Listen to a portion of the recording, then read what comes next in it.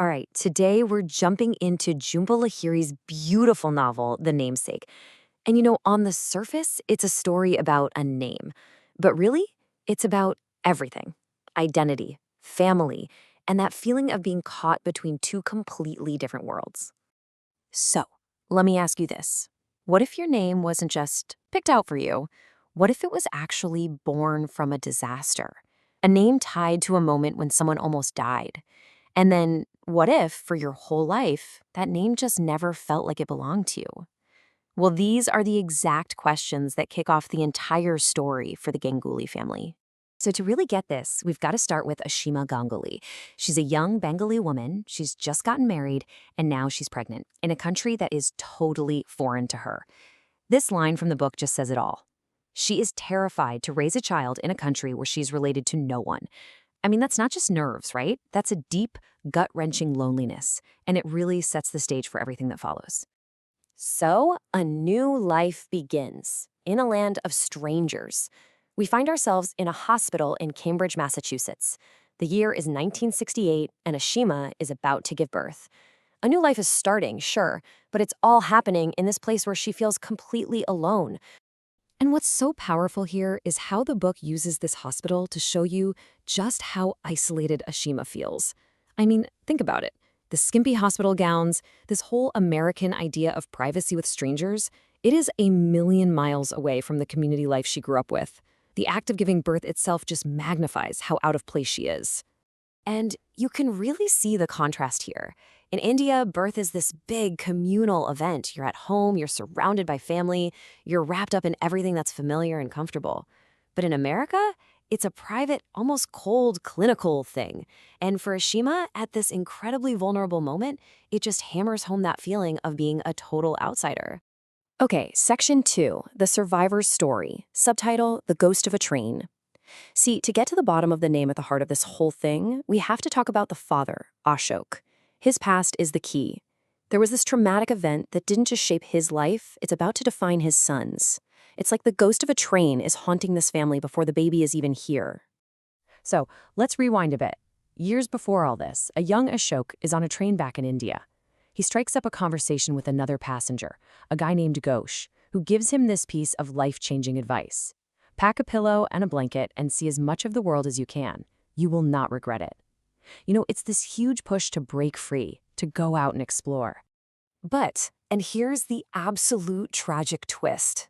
That beautiful piece of advice, that encouragement to go see the world, it almost got him killed. The journey that was supposed to be his great adventure turns into an absolute nightmare. So check this out. It's October 20th, 1961. Ashok is on that train, and he's reading a book, a collection of short stories by the Russian author Nikolai Gogol. Then, at 2:30 in the morning, bam, the train derails. It's a horrific, violent crash. At dawn, rescuers are picking through the wreckage, looking for anyone still alive. And just when they're about to give up on his section of the train, they spot something. And this is the moment everything hinges on. They find him alive for one reason, and one reason only. A rescuer sees a single crumpled page fall from his fist. It's a page from his book, a story by Nikolai Gogol. So that author literally saved his life. You're going to want to remember that name, Gogol. All right, so let's get back to that hospital in Cambridge. What's in a name? A grandmother's letter, a father's choice. Ashima and Ashok's son has just been born, and now they face this huge dilemma about what to call him. And it all comes down to a letter that never shows up and a choice that will change everything. So, according to Bengali tradition, the great-grandmother in Calcutta gets the honor of naming the baby. She writes down her choice and puts the letter in the mail. But days turn into weeks, and the letter just never arrives. So the family is stuck in this weird limbo with this really important link to their family and their culture just gone. Now, to really get why this is such a big deal, you have to understand the Bengali naming tradition.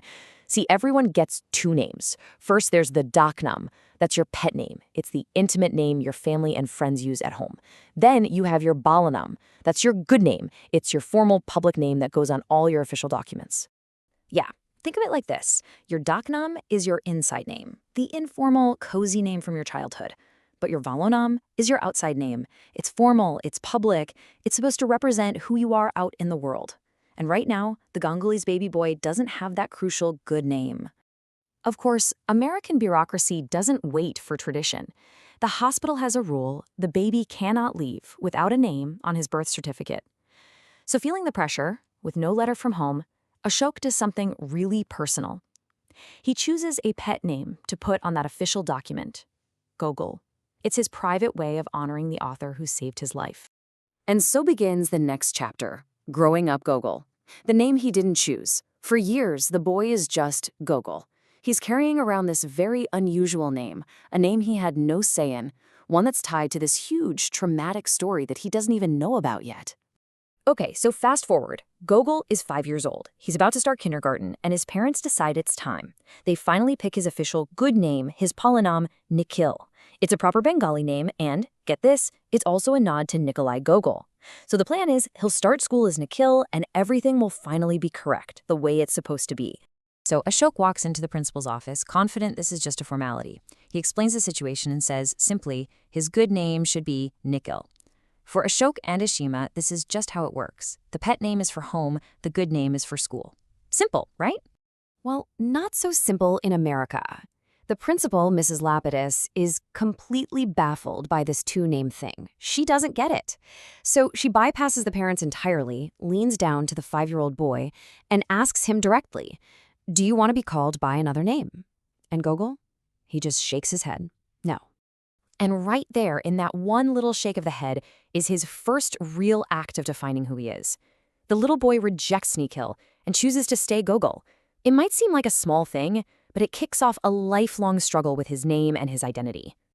So you see, this whole fight over a name, it's really just a symptom of a much bigger story. Which brings us to A Family Between Worlds, Life on Pemberton Road. For the Gangulys, life in the American suburbs is this constant, tricky balancing act between the world they came from and the world they live in now. And what does that life actually look like? Well, it's a life of contradictions. It's roasting a Thanksgiving turkey, but rubbing it with cumin and cayenne. It's buying shake and bake for the kids, but also driving them to Bengali language class on Saturdays. They'll nail a Christmas wreath to the front door and then go celebrate the Durga Puja festival in a rented high school auditorium. It's this beautiful, messy, constant negotiation. When you boil it all down, the Ganguly's life is this constant navigation. They're steering between the world they left behind in Calcutta and this new American world that their children are starting to call their own. And that's a story that I think millions of families can see themselves in. Which leaves us with this one big question that the namesake asks, a question we can all think about, really. How much of your identity do you actually choose for yourself? And how much of it is chosen for you by your family, by your history, maybe even by the name you were given?